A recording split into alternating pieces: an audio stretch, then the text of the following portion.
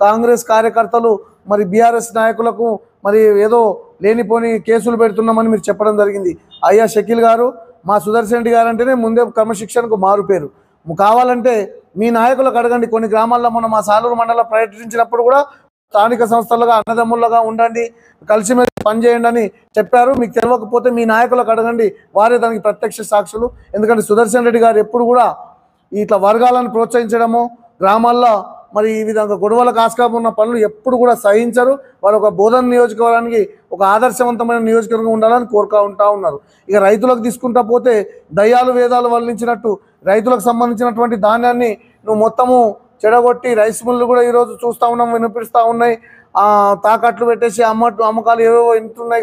కానీ ఎప్పుడు కూడా సుదర్శన్ రెడ్డి అటువంటి పనులు. ఇసుక విషయానికి వస్తే కూడా ఇసుక విషయానికి అక్రమ జీరో దందకు తెరలేపిందే నువ్వు స్వామి ఈరోజు. కానీ ఈరోజు బోధన నియోజకవర్గంలో తన సొంత ఇల్లు కానీ ఏదైనా ఇతర అవసరాలు ఉన్నా కానీ ఎటువంటి కాంగ్రెస్ కార్యకర్తలను కూడా డీడీ కట్టుకొని మరి అవసరాలు తీరుస్తున్నటువంటి సందర్భం.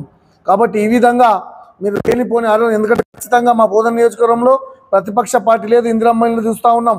ఎప్పుడు కూడా మా సార్ ఒకటే చెప్తూ ఉంటారు, కాంగ్రెస్ లేదు ఏం లేదు, అంతిమంగా పేద ప్రజలకు న్యాయం చేయండి, పేద ప్రజలకు న్యాయం చేసిన సరైన ఇదవుతుందని చెప్తా ఉన్నారు. కాబట్టి ఎక్కడ కూడా ఇందిరమ్మలలో కూడా మేము కాంగ్రెస్ లేదు ఏం లేదు, పేద ప్రజలకు ప్రయారిటీ ఇస్తూ ఎక్కడ కూడా కాంగ్రెస్ వాళ్ళకి న్యాయం కావాలన్నట్టు ఇక్కడ చేస్తలేము.